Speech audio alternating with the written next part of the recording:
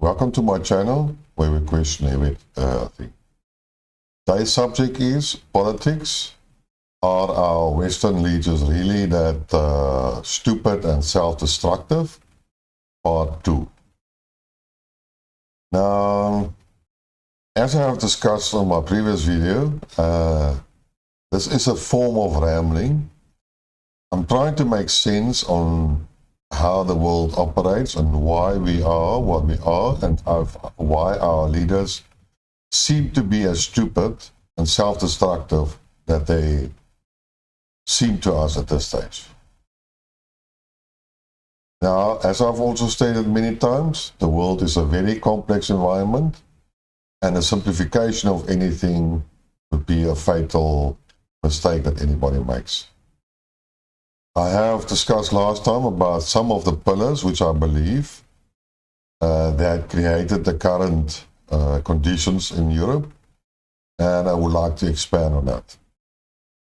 The core principle is, in my opinion, is that there was a cultural change in the Western world.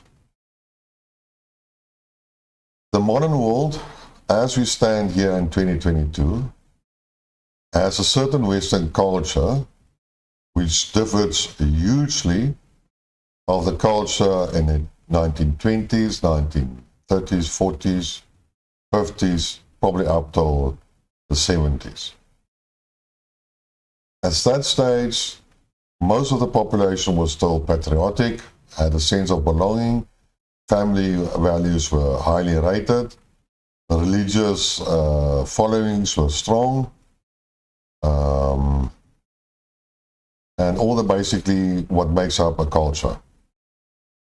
And then the world started to change. And one has to ask yourself, why did the world change? And this is where this discussion comes in. I haven't got all the facts. I haven't put the puzzle pieces all together. But maybe sometimes the matter will make sense. Maybe even you as a viewer will have an epiphany on what I'm saying, and maybe you can make that connection and tell us. One of the biggest things that well, in my opinion, there are basically two things. One is the finance section, which incorporates economy. And the second one is the cultural change, yes, which is a much huge factor. But the financing system also had a contribution, which actually caused one of the changes in the culture. As I've stated before, the US dollar was made the world currency reserve, and then with the petrol dollar, America basically got to a very good position, privileged position, where the rest of the world basically financed and supported the American style of living, and especially the higher level. But unfortunately, like all capitalist systems and so on, most of the stuff is built on debt. And some other time, debt had to be paid back. And there are many well-known economists, like Michael Hudson, and some more that I have watched throughout the years, that at the end of the day, it's all a Ponzi scheme. Debt has to be repaid. If you don't repay it, you have to pay interest. And if you don't pay interest, the more interest you pay, the less you have for other spending. So at the end of the day, you need more money from other sources, which means a Ponzi scheme. And the Americans use the world as their financing model that had to pump in more and more money into the American system in order to maintain a lifestyle. But like all Ponzi schemes, they have to come to an end.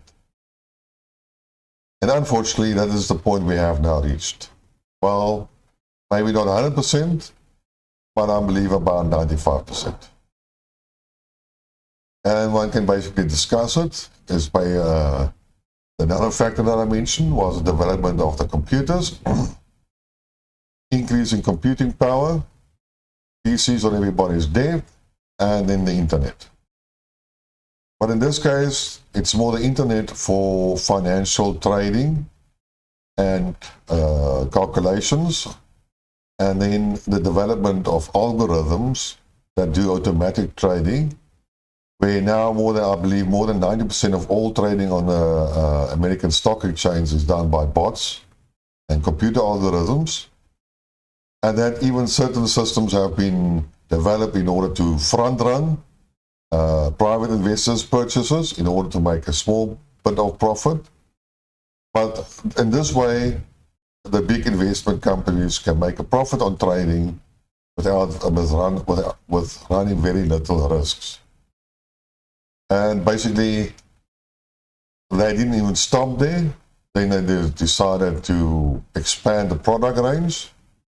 They abused the AAA rating of investment vehicles, which led to the 2008 financial crisis, where the AAA seemed to be not the AAA investment products. And then the biggest culprit of all of the things was the derivative market. Now, the derivative market is something that is not controlled. Most of the derivatives are actually sold over the counter between different companies and investments and so forth. But the way I believe it is set up is to control market prices, especially like the price of gold and silver and so forth, and other metals, and also gold. But it's between the same trading houses. So it's like two persons. Say there are two banks and two persons. Then today I will issue a derivative that it's a betting mechanism to person number two in order to influence a certain price and put the numbers on the table because it's a contract. And the next time it's the other person's turn to make the similar contract to my way. And at the end of the day, if I do all the calculations and there's a collapse of the derivative market, maybe then we can all swap out the dingers, total our losses and profits, and at the end of the day, it will be a zero-sum type of scenario.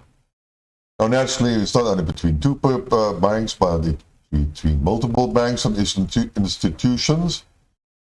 But it has increased considerably, and we are talking like nearly $300 trillion in the derivative market.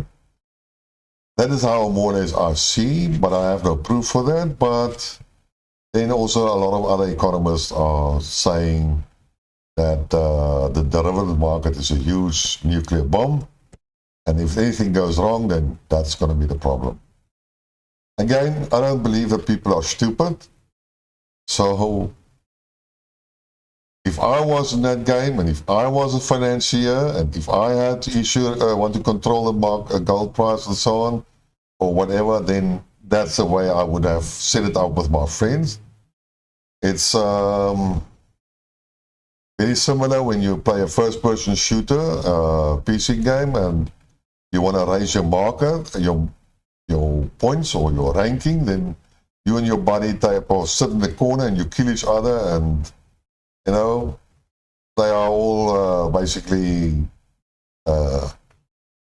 it's a mutually destructive way of raising your points and raising your ranks, and well, it is being banned in any case, but that's what they did in the early days.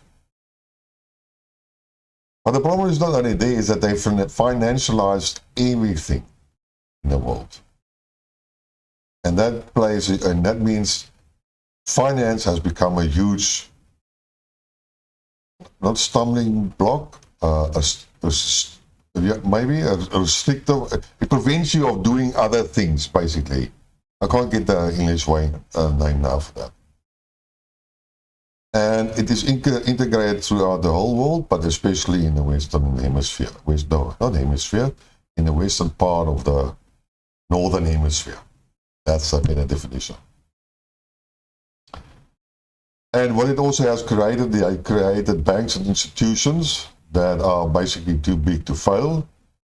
And that's again puts you in limited position where you can maneuver to resolve the problems. Now, also in the financial system, they always, up till 2008, they allowed the stock markets to crash and recover and follow their natural cycle. But after 2008, it was artificially prevented the crash when we started doing QE, quantitative easing, printing money at huge scale, and was hoping that the world will absorb it. Again, the world can only absorb so much additional dollars. Dollars had to be used for trading, and if they are not used for trading, then there is no surplus money, and then you cannot really buy US dollars as reserves, and therefore demand, in my opinion, actually went down, and that caused inflation, or maybe not inflation, devaluation, maybe, yes. And this was unfortunately increased drastically during the pandemic years, to such an extent that we reached the end point of this type of quantitative easing tool, if you want to call it. And now we have inflation. We have significant inflation in the euro, pound, the yen, and the dollar. Yes, a lot of it is was created by the supply chain problems, where products became scarce and you had a supply and demand shift to the supply problems and the demand, and that's why you have inflation. Yes, but I don't believe that the supply chain is so severe that it can result in this type of inflation in the western part of the northern hemisphere. But unfortunately, the world is interconnected, like I said, complex system. And it does have an influence on other economies as well. Maybe not to the same extent, but it doesn't have an influence. So at the end of the day, we have a very unstable financial system in the Western world that allows for very limited maneuverability. We have effectively come to the end of the road, and we cannot kick the can down the road anymore. Maybe a little bit more, but because we're not there yet, but we are very, very, very near. And unfortunately, the whole story with Ukraine and Russia and the South, I don't know why they call it like that, has accelerated the whole process, and we might now storm to the end of the road, run to the end of the road. So this has created a certain situation which is unstable with very little maneuverability. Now again, one has to combine it with a change in culture.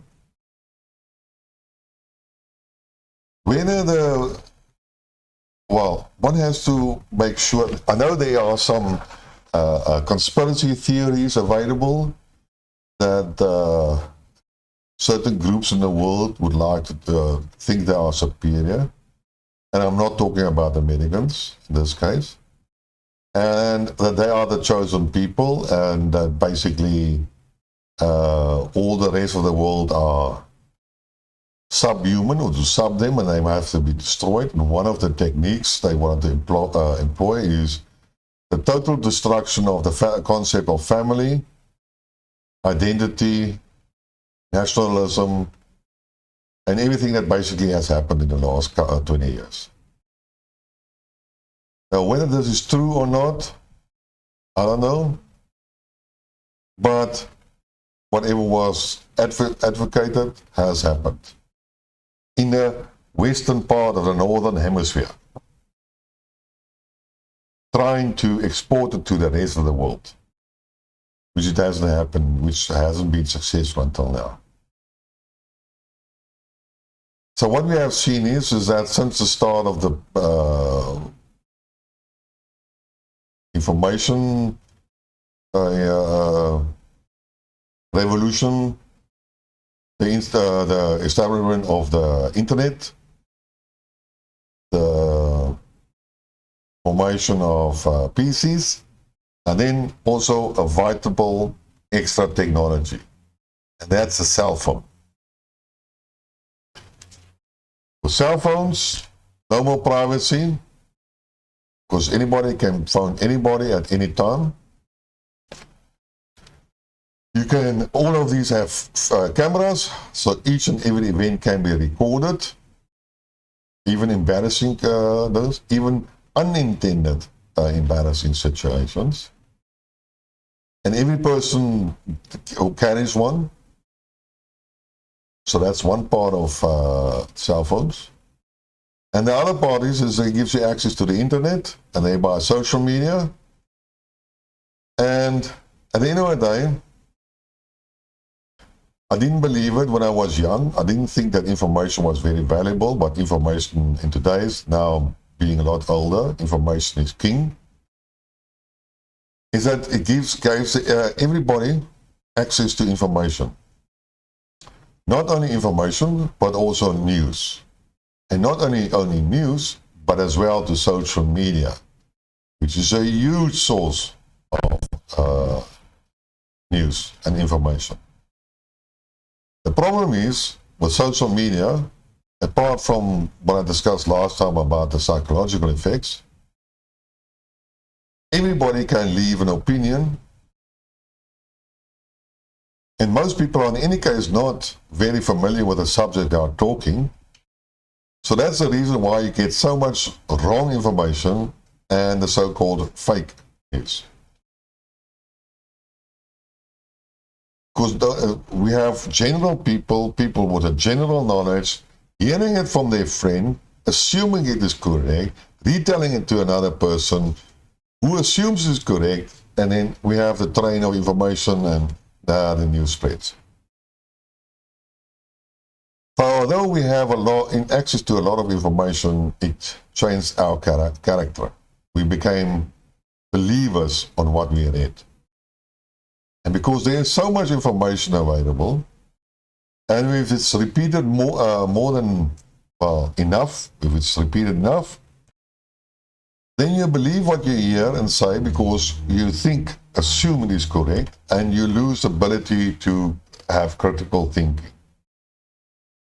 You can especially see that in the new Generation Z, Millennium Generation, and what's the new one? They also have a generation for that. And the thing about one of the, also it was like instant gratification. That's one of the underlying problems with the modern youth. They want something, they can get it. Basically stimulated from information. If I want to know something, Google it, whatever, got it. Hopefully it was correct, and that's when you believe it. And what is also with the social media, which is the other psychological problem, is that people, but that is just a sidetrack, it's not really real, but I have to mention it. Is that a lot of people, especially the youth today, have a lot of psychological problems because, in my opinion, they have an overflow of information. The human brain is not developed to absorb all the information that cell phones, television, computers, and so on provide you every day. I don't believe your human brain can actually process all that information and make sense of it, and then you still have to function like a normal person. Call it overload of information. But that is something different. And now we look at the rulers that are supposed to be behind everything.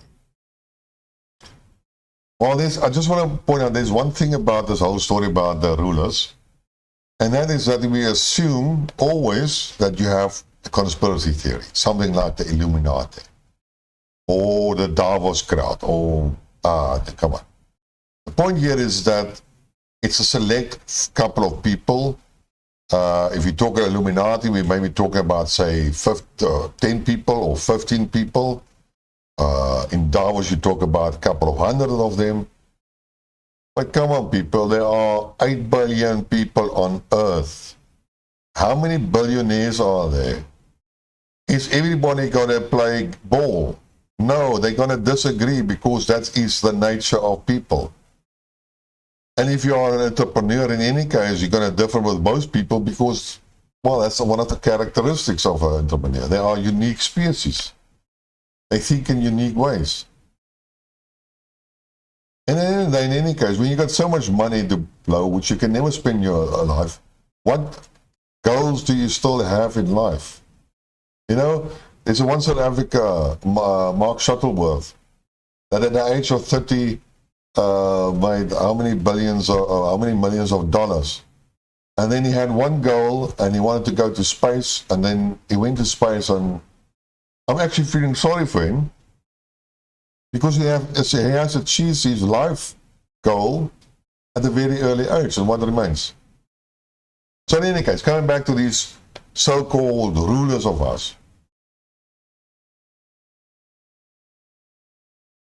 you have to get them all in the same room and they all have to agree, and I think that's nearly impossible. So what I believe is that there are various factions in these high rulers, high net worth people, the people that are actually bored, got nothing else to do except maybe try to play a game of, not chess, but of human sacrifice, human manipulation. And no, they always have competition. Where there's one person, there's place for the second one.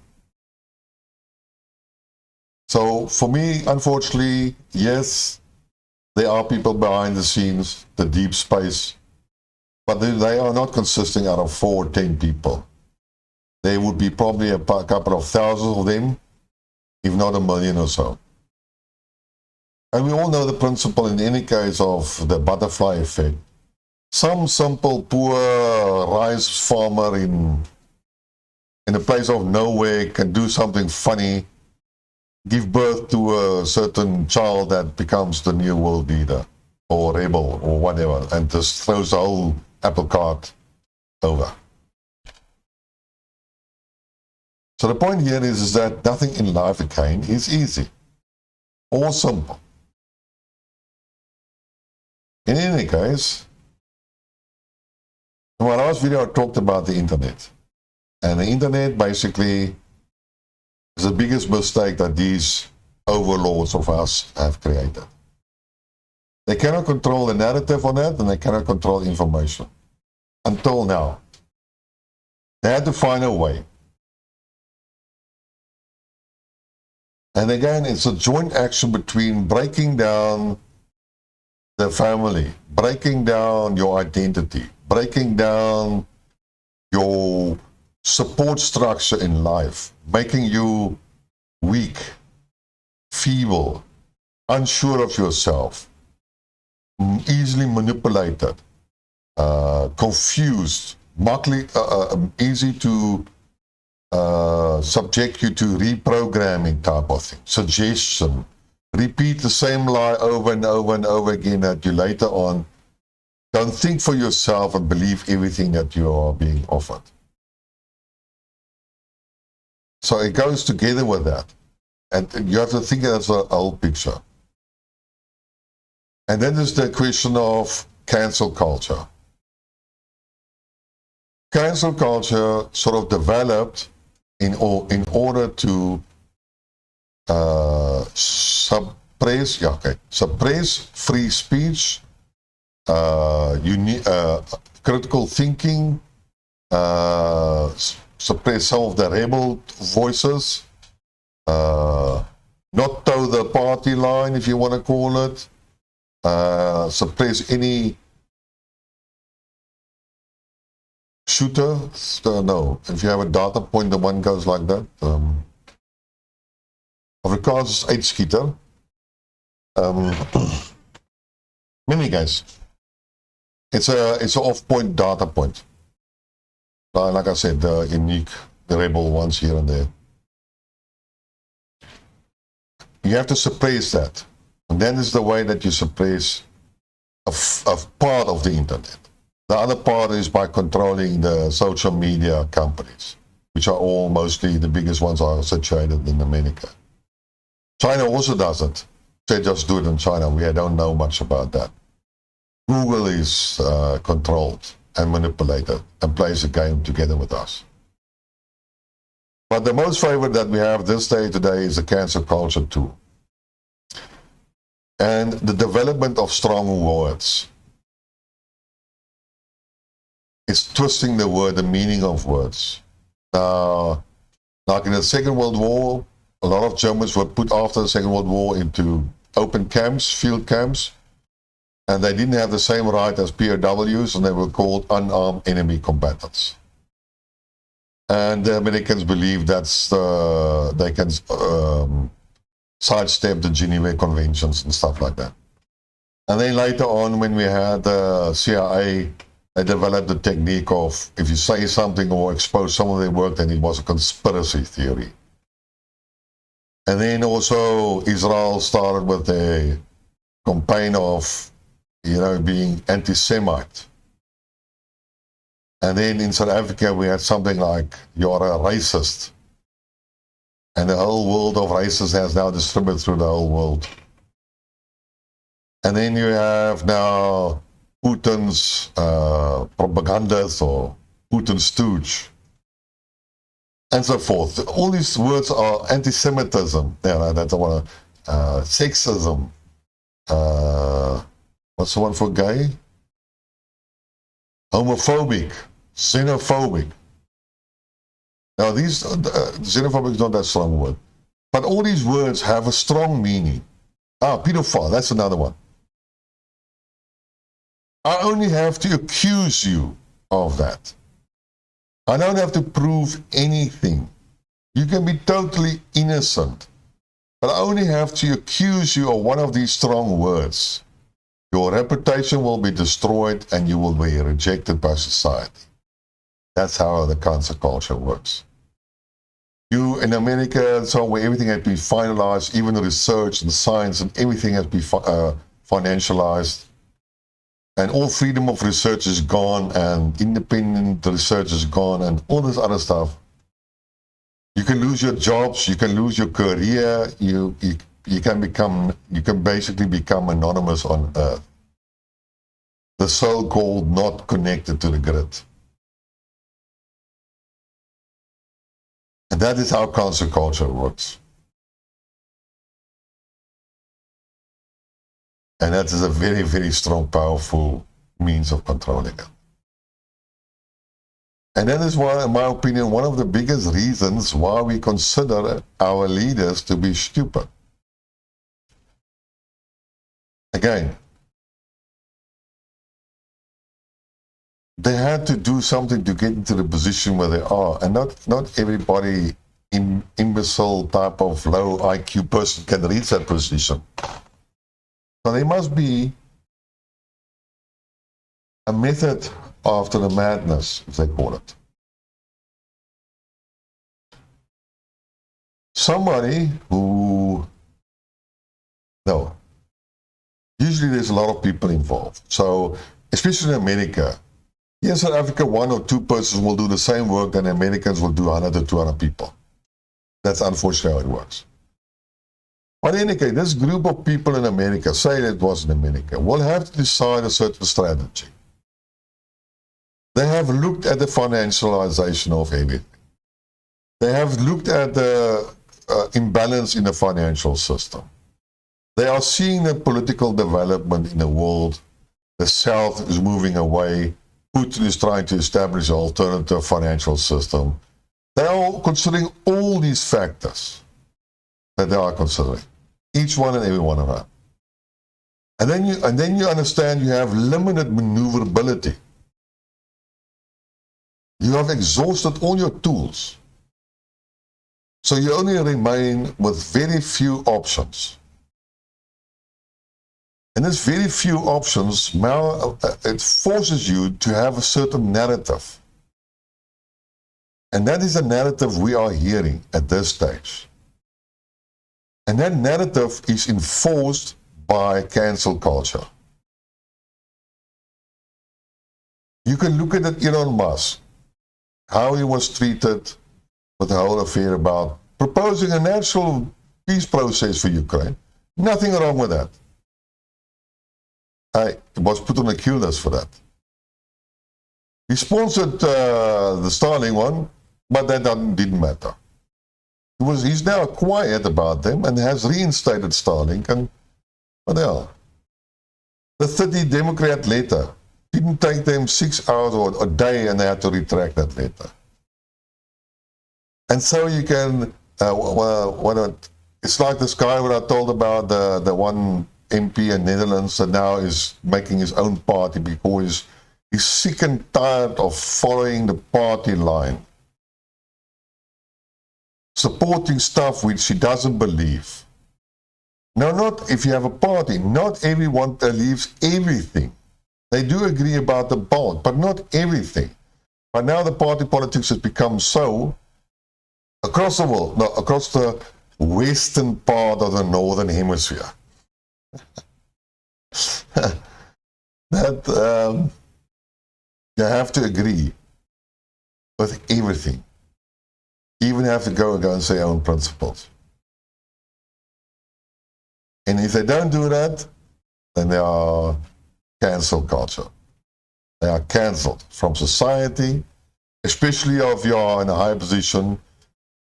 If you are lower, you might lose your job, whatever, but you cancelled, gone. That's it. And then you have to ask yourself, now, if I now was Schulz, there in Germany, Chancellor Schulz, Olaf Schulz. Now I know all this, and I know I have to toe the line. Because if I'm not, then I'm going to have big problems. Pressure, like the von der Leyen tools that she wanted to use onto Italy and the new party if they don't toe the line. Well, Olaf Scholz, Angela Merkel had the same problem. Oh yeah, before I actually forget, another form of destruction of culture is mixing of races, mixing of other culture. And here we are talking about the huge influx of refugees from Northern Africa and Middle Asia into Europe for the last 20, 30 years. The slowly intermingling and intermarrying of the European population, especially in Sweden and Germany and all the other stuff. And that is a slow destruction of your culture directly. Sorry, I don't make that point. In any case. Well, Angela Merkel, I can't remember what she didn't want to do, but she didn't want to behave, and suddenly Germany couldn't sell their bonds. There was an under demand for German bonds. And when she toed the line, there was an oversubscription of buying German bonds. It was one of the things that happened. Shutting down your bank system, like in Greece. Not refinancing the banks in Italy. There you go. That's how they work. Hungary, refusing to give them the grants that are promised by EU. Poland, the same. Didn't abide by the laws. They wanted to be more sovereign. EU didn't want to allow it. Money is withheld. Funds are withheld from Poland and Hungary. So, if you don't play the ball, you're gone. And now you've got to be a strong leader. And unfortunately, Olaf Scholz is not a strong leader. He doesn't have a backbone. He cannot say no. He cannot play the game of poker. He cannot threaten anybody. He doesn't have that character. It's not in his nature. I don't blame him. We're not all the same. But you need something like Putin. My favorite, Lavrov, De Gaulle, Margaret Thatcher, although I didn't like her. But these are people that have strong leadership. And they can say no. And they can say no, but they also can play the political game. It's like Olaf Scholz will know what the rules of the games are. He knows he cannot do anything. He has to sidestep the issues. which he sort of did now with a 200 billion subsidy for the energy in Germany without consulting the EU, which is apparently a big crime, or I don't know. Well, that's a sure sign of having no sovereignty. So I believe, I'm sorry, if they have to come to conclusion, and if they consider all these things, and I'm not saying even address half of it, but I believe maybe a significant part, then I can understand why the leaders in Europe seem to be stupid and seem to be self-destructive. And one has to ask yourself, do they really have a choice? Yes, everybody always has a choice. But are they strong enough in order to exercise their choices and enforce their choices? And that's where I said no. None of the leaders has that type of, not Olaf Scholz, not Macron, Liz Truss definitely, but not even Sunak, Boris Johnson not, Milano not, sorry to say. I don't know all the other leaders. The guy Orban from Hungary, the Polish, even if I don't agree with them, they have the guts. Swedish people, no Finland, no Norway, no Denmark, no. None of the leaders have. So unfortunately, these people are forced into the narrative that they are talking. They have no choice. They have to talk the talk, which has been told. They have to talk the narrative. They cannot deviate. If they are deviating by anything, they are put back into place. They have to tell the same lies. They have to make the same accusations. They have to continue with what they are doing now. And we on the other side can see all this and say, wow, these guys are stupid. How can they do that? But we don't really have the full picture. And we will never have that. And I'm not always talking about the cabal behind this Illuminati. I'm talking about ordinary people that make policies, that, that write these speeches for Biden, that decide what's the foreign policy. The military, the politicians, the guys that have the knowledge, even the economists. Yes, so a lot of these economists are being told they have stupid ideas, and I can understand why they have stupid ideas, but they still have ideas. It's like I said, when me and you go to the roulette table, I will lose, I will lose $100. If I lose it, I walk away. You have a policy of doubling down, and that is your prerogative, and you will double down and double. Even if I can see you're going to run out of money, even if your own can see you're running out, you keep on doubling because that is your policy and your view.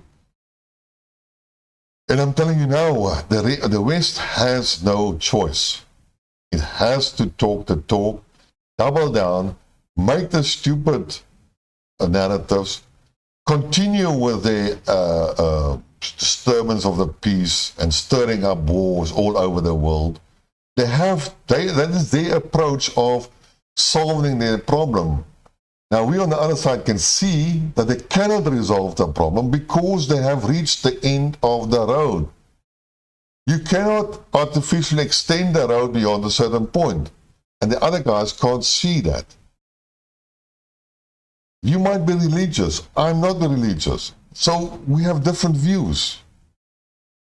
And that's why we approach the one thing and the same problem. You would say, if you have a problem, God must help me. And I would say I don't believe in that. There is no God, I must work myself.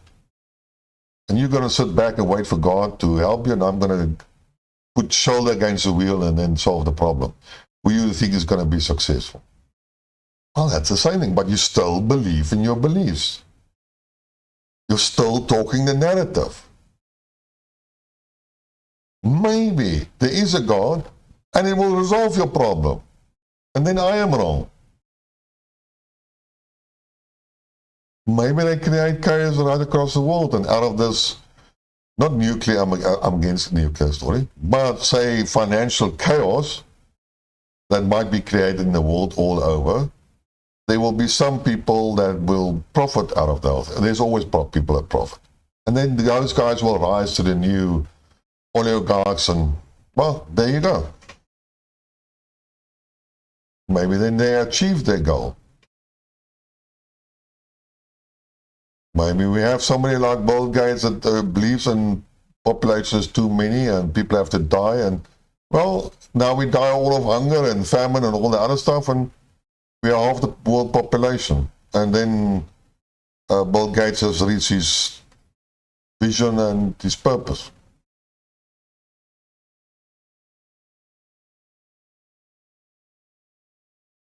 So that's my thought in any case. I believe you always have to see the other side of the coin. I believe nothing is simple. Everything is interconnected.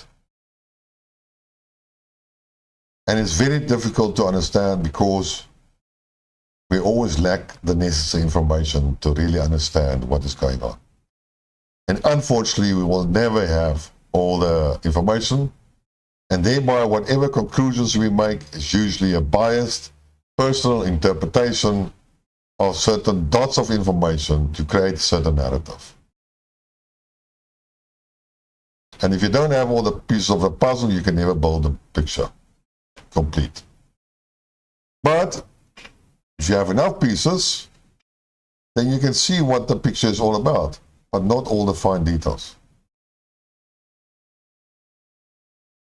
Think about this. Come up with some proposals, or I don't know. And let's see how we can develop this theory or understanding on why we are where we are now.